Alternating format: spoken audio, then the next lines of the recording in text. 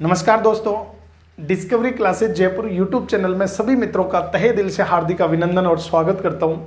मित्रों, हमारा जो टॉपिक चल रहा है राजस्थान की प्रमुख सभ्यता और स्रोत, उसी के अंतर्गत हम अध्ययन कर रहे थे लोह युगीन सभ्यताओं के बारे में। तो कुछ सभ्यताएं शेष रह गई थी, उनके बारे में अध्ययन करेंगे।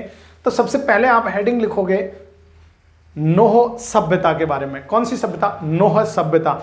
और नोह सभ्यता ये भरतपुर जिले में विस्तृत है। कौन से जिले में?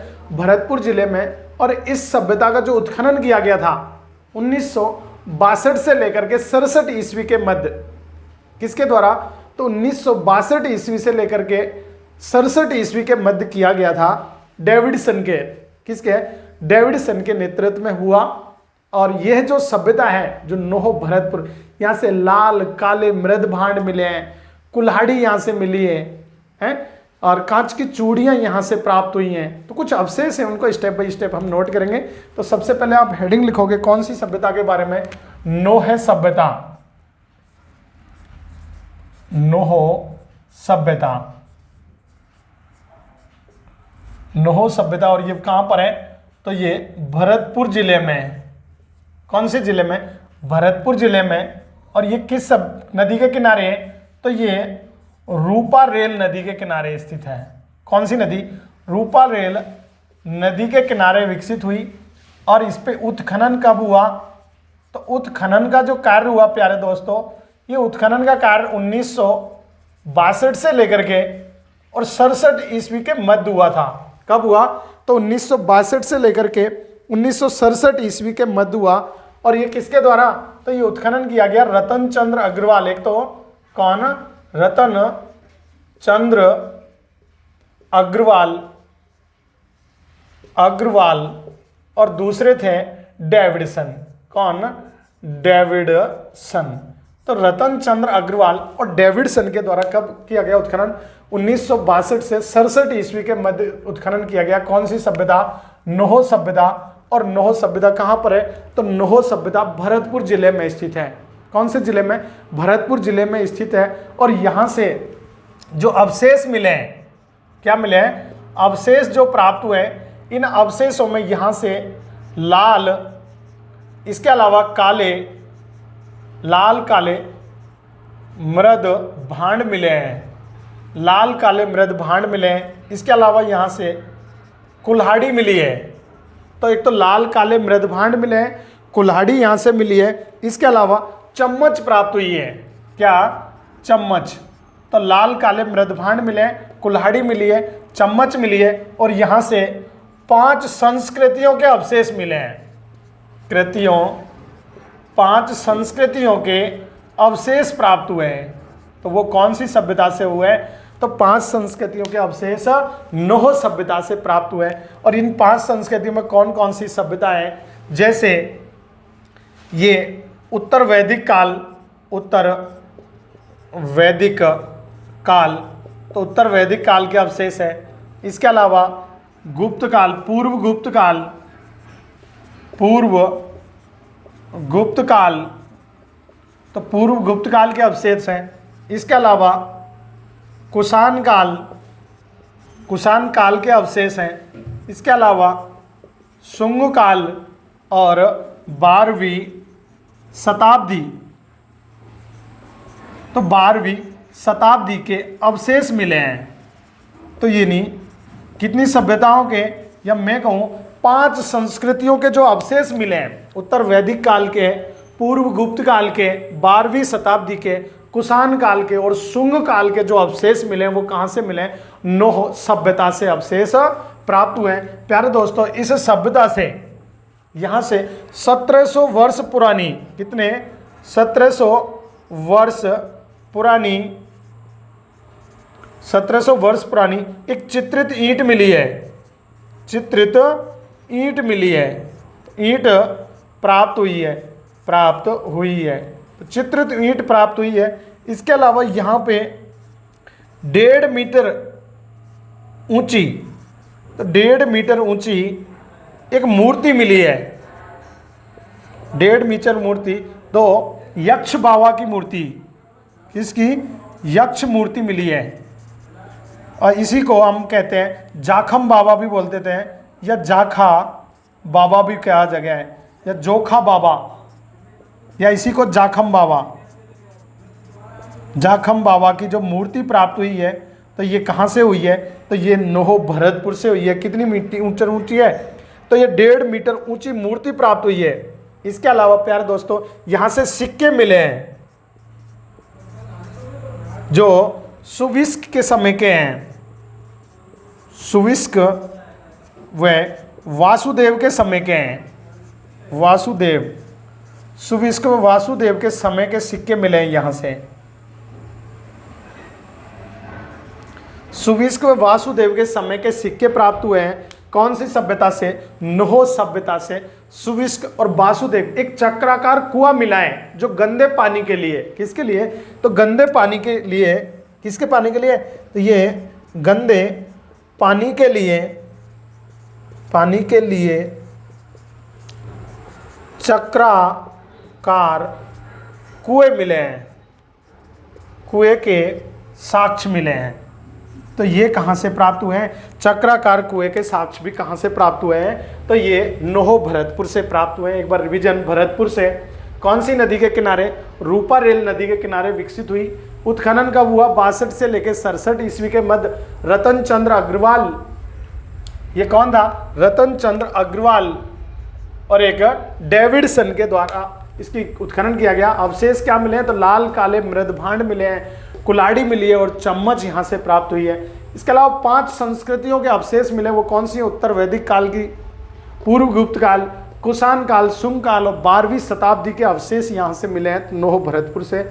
इसके अलावा 1700 वर्ष पुरानी यहाँ से चित्रित ईंटें मिली हैं, तो वो नोहो भरतपुर से। और 1.5 मीटर ऊंची एक मूर्ति मिली है जिसको अपन यक्ष की मूर्ति बोला जाता है, जिसको जोखा बाबा भी कहा गया है। तो ये जोख बाबा की मूर्ति कहाँ से मिली है, या यक्ष की मूर्ति कहाँ से मिली है, नोहो भरतपुर से मिली है। यहाँ से सिक्के प्राप्त हुए हैं जो किसके समय के हैं, तो सिक्के जो प्राप्त हुए हैं वो सुविस्क व वासुदेव के समय के सिक्के प्राप्त हुए हैं। किस किसके, सुविस्क और वासुदेव। सुविस्क नहीं, ये हुविस्क है। क्या है, हुविस्क, हु, तो ये हुविस्क व वासुदेव के समय के सिक्के प्राप्त हुए और गंदे पानी के लिए यहाँ से एक चक्राकार कुएं के साक्ष्य भी प्राप्त हुए हैं। तो ये थी नोहो सभ्यता। अब हम अध्ययन करेंगे वैराट सभ्यता के संदर्भ में। तो देखिए वैराट सभ्यता, और वैराट सभ्यता का विकास कहाँ पर हुआ, वैराट सभ्यता। तो वैराट सभ्यता का जो विकास हुआ ये बाणगंगा नदी के किनारे, कौन सी, बाणगंगा नदी। और बाणगंगा नदी कहाँ पर है, तो जयपुर में। तो ये सभ्यता बाणगंगा नदी के किनारे जयपुर में विकसित हुई। इसकी खोज, तो इसकी खोज पहले 1936-37 में की गई थी। किसके द्वारा, दयाराम साहनी के द्वारा। किसके द्वारा, तो दयाराम साहनी के द्वारा इसकी खोज की गई थी। कौन सी, वैराट की सभ्यता, दयाराम साहनी के द्वारा। और दोबारा से जो खोज हुई थी इसकी, तो वो हुई थी 1967 में। कब, 1962-63 में। कब, 1962-63 में दोबारा से खोज हुई थी और वो नील रत्न के द्वारा। कौन सा रत्न, नील रत्न। इसके अलावा एक था कैलाश दीक्षित के द्वारा। तो कैलाश दीक्षित और नील रत्न के द्वारा 1962-63 में पुनः इसकी खोज की गई थी। यानी कौन सी सभ्यता की, वैराट की सभ्यता। और वैराट की सभ्यता से यहाँ से 1837 ईस्वी में, तो 1837 ईस्वी में यहाँ से एक शिलालेख प्राप्त हुआ जिसको अपन भाब्रू शिलालेख, जो कैप्टन वर्ट के द्वारा खोजा गया था। किसके द्वारा, कैप्टन वर्ट के द्वारा भाब्रू शिलालेख खोजा गया था। कहाँ से, तो यहाँ से 1837 में। और किसके द्वारा, कैप्टन बर्ट के द्वारा। कैप्टन बर्ट के द्वारा कौन सा शिलालेख, तो भाब्रू शिलालेख खोजा गया। शिलालेख खोजा गया। तो भाब्रू शिलालेख खोजा गया किसके द्वारा, तो कैप्टन बर्ट के द्वारा खोजा गया। ये यहाँ पे उत्खनन था। क्या, उत्खनन। उत्खनन किया था। तो 1837 में कैप्टन बर्ट ने एक शिलालेख खोजा, कौन सा? भाब्रू शिलालेख। और ये भाब्रू जो शिलालेख खोजा था ये सील की डूंगरी से खोजा था। ये जो भाब्रू शिलालेख खोजा, और भाब्रू जो शिलालेख है ये कौन सी लिपि में है? तो ये ब्राह्मी लिपि में है। कौन सी लिपि? तो ब्राह्मी लिपि में है। और ये जो शिलालेख है वर्तमान में कलकत्ता म्यूजियम में है। कहाँ पर? कलकत्ता म्यूजियम। तो ये वर्तमान में कलकत्ता म्यूजियम में रखा हुआ है। ये सम्राट अशोक के समय का है। किसके समय का? अशोक के समय का है। तो यहाँ से बहुत से अशोक के समय के बौद्ध मठ मिले हैं, बौद्ध मठ प्राप्त हुए हैं। इसके अलावा बौद्ध मंदिर प्राप्त हुए हैं। कहाँ से? तो बौद्ध मंदिर, बौद्ध मठ और भाब्रू शिलालेख, ये सभी किसके समय के हैं? तो ये अशोक के समय के, यानी मौर्य वंश के शासक अशोक के समय के ये शिलालेख मिले हैं। और यहाँ से एक मूर्ति प्राप्त हुई है। एक क्या मिली है? तो यहाँ से एक मूर्ति मिली है। और ये मूर्ति क्या है कि इसमें सिर और पैर नहीं है, सिर्फ पैर, यानी सिर्फ और सिर्फ धड़ मिला है। धड़ मिला है। क्या मिला है? तो धड़ मिला है। कहाँ से? तो ये वैराट सभ्यता से। और वैराट सभ्यता का जो विनाश किया था, तो ये वैराट सभ्यता का विनाश, ये विनाश किसके द्वारा किया गया? तो इसका जो विनाश किया गया था ये हूनों के द्वारा किया गया। किसके द्वारा? हूनों के द्वारा। और एक था मिहिर कुल। मिहिर कुल, और मिहिर कुल जो हून शासक था इसके द्वारा किया गया, क्योंकि ये किसका उपासक था? तो ये शैव उपासक था। तो ये शैव उपासक था, मिहिर कुल हून शासक था। और मिहिर कुल के द्वारा इस वैराट सभ्यता का यानी क्या कर दिया गया? ध्वंस कर दिया गया, विनाश कर दिया गया था। कौन सी सभ्यता का? वैराट सभ्यता का। और ये जो वैराट की जो सभ्यता मिली है ये बीजक पहाड़ी, भीम डूंगरी और महादेव डूंगरी से प्राप्त हुई है। किससे? तो 3 पहाड़ियाँ हैं। एक तो ये जो लिंक मिला है तो ये बीजक पहाड़ी है, बीजक पहाड़ी। तो बीजक पहाड़ी, एक भीम डूंगरी और एक महादेव पहाड़ी। महादेव पहाड़ी, इन 3 पहाड़ियों से ये अवशेष प्राप्त हुए हैं। यानी जितने भी बौद्ध अवशेष प्राप्त हुए या अशोक महान के जो अवशेष प्राप्त हुए ये बीजक की पहाड़ी, भीम डूंगरी और महादेव पहाड़ी से प्राप्त हुए हैं। बीजक की पहाड़ी, भीम डूंगरी और महादेव पहाड़ी से जो ये भाब्रू शिलालेख मिला है ये बीजक की पहाड़ी से मिला है। इसके अलावा यहाँ से एक पक्की ईंटों का, कैसी ईंटों का? पक्की ईंटों का एक फर्श मिला है। एक फर्श मिला है। तो पक्की ईंटों का एक फर्श मिला है। इसके अलावा लाल काले मृद भांड मिले हैं। कैसे?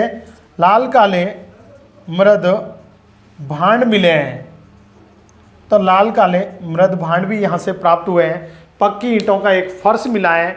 और ये मिहिर कुल जो शैव धर्म का था उसके द्वारा किया गया काले चमकीले चित्रित मृद भांड मिले हैं। कैसे? तो एक यहाँ से यहाँ लिख देता हूँ, काले चमकीले मृद भांड मिले हैं। काले चमकीले मृद भांड मिले हैं। इसके अलावा स्वास्तिक चिन्ह मिला है। क्या मिला है? स्वास्तिक चिन्ह मिला है। तो स्वास्तिक चिन्ह मिला है। इसके अलावा त्रिरत्न चिन्ह भी मिला है। चिन्ह मिला है यानी बौद्ध धर्म के जो धर्म, धम्म, संघ और बौद्ध, बौद्ध धर्म और संघ जो त्रिरत्न थे, इसको त्रिरत्न कहा गया है, बौद्ध, धम्म और संघ। तो इसके प्रमाण भी वैराट की सभ्यता से मिले। तो ये थी वैराट की सभ्यता। मैं उम्मीद करता हूँ कि ये वीडियो आपको अच्छी लगी होगी।